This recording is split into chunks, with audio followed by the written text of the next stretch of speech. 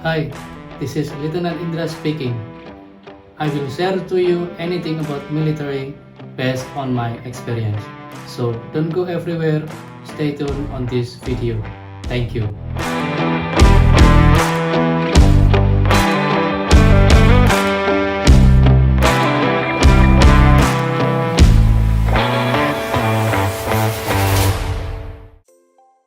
Oke, selamat siang para pejuang cita-cita. Kembali bersama saya Indra Prabosaputra, sarjana hukum. Di video ini saya akan berbagi cerita mengenai bagaimana menjadi prajurit TNI atau bergabung bersama kami di TNI. Baik, untuk menjadi TNI ada berbagai cara, ada berbagai sumber yang terbagi menjadi 5 sumber. Yaitu yang pertama adalah melalui Tamtama, yang kedua melalui Bintara, yang ketiga melalui Akademi TNI, yang keempat melalui PAPSDP, dan yang terakhir melalui sumber sarjana. Baik, langsung saja kita fokuskan kepada penerimaan TNI melalui sumber sarjana.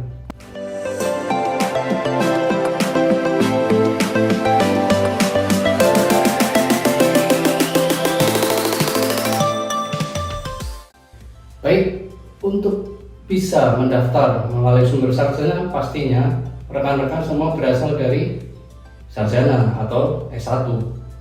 Langsung saja untuk pendaftaran terbagi menjadi 3 tahap. Tahap pertama yaitu pendaftaran secara online.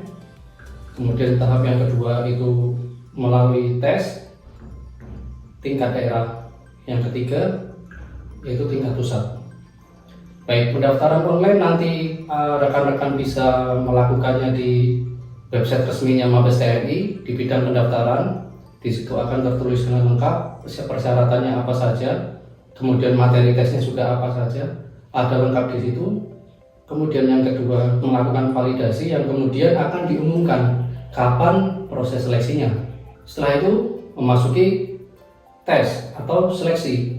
Nah, dalam seleksi tingkat daerah ini terbagi lagi menjadi beberapa tes. Kalau pengalaman saya kemarin, tes administrasi diletakkan di tahap pertama, kemudian baru kesehatan, kemudian Garjas atau Samapta, baru MI. Setelah keempat tes ini selesai, selanjutnya tinggal menunggu hasil pengumuman. Hasil pengumumannya apa? Dinyatakan tidak lulus, berarti Anda semua tidak dinyatakan berangkat ke tahap selanjutnya. Kalau dinyatakan lulus, berarti rekan-rekan semuanya yang dinyatakan lulus itu memasuki tahap berikutnya, yaitu seleksi tingkat pusat. Untuk materi tes di tingkat pusat kurang lebihnya sama. Yang membedakan adalah ada penambahan 1 tes psikologi, wawancara, dan tertulis. Yang kedua, tes kesehatan jiwa.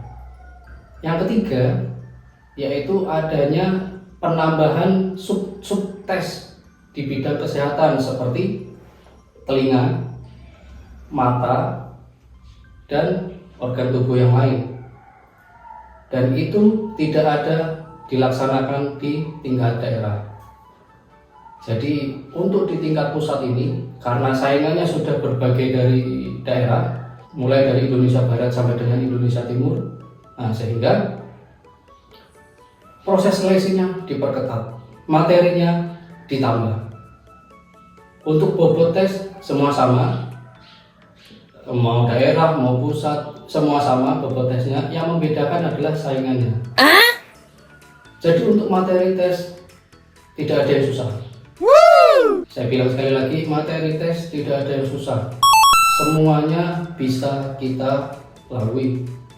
Banyak referensi, banyak sumber yang memberitahu kepada kita apa saja yang akan dihadirkan dalam tes tersebut. Sebagai contoh lari, rekan-rekan bisa cek di mana-mana, di YouTube atau di Google atau di websitenya TNI sekalipun. Di situ semua lengkap untuk lari, berapa yang harus dicapai untuk mendapatkan nilai maksimal, push up, pull up, dan seterusnya. Tidak ada yang sulit dalam proses seleksinya. Yang sulit adalah 2 hal. Yang pertama, mengalahkan rasa malas pada diri. baik itu mulai dari tahap rekan-rekan melatih diri ya, lari, push up, sit up, pull up dan sebagainya, kemudian mempersiapkan berkas, kemudian menjaga kesehatan ya, itu hal pertama yang paling sulit.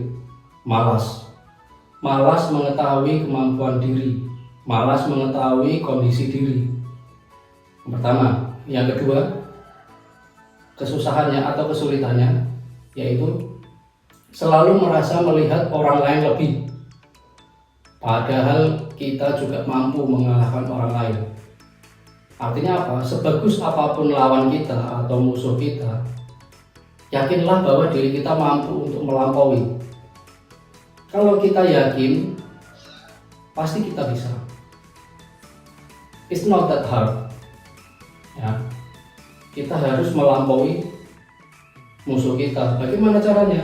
Kesulitan yang pertama ini tadi kita harus lampaui terlebih dahulu. Kemalasan untuk mempersiapkan diri ini harus kita lampaui dulu. Ini sudah terlampaui, otomatis ini juga akan mudah. Dua hal saja menurut saya yang susah. Selain itu, tinggal tergantung seberapa besar ya, doa rekan-rekan, seberapa serius rekan-rekan berdoa kepada Tuhan. Yang berikutnya, doa dari orang tua, restu dari orang tua. Itu kuncinya.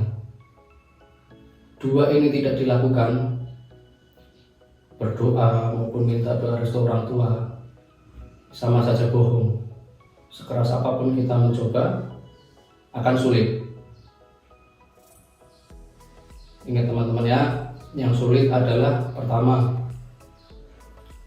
malas. Yang kedua, tidak mau melampaui malas kita tadi, sehingga menganggap rekan-rekan kita lebih bagus lah, lebih ini, lebih itu. Pengalaman saya, kita percaya diri, tapi bukan over percaya diri. Ya, percaya diri. Yang kedua, kita siap. Yang ketiga, doa. Yang keempat, restu orang tua. 4 hal ini kita dapat lampaui ya. Yakinlah bahwa jalan itu untuk rekan-rekan.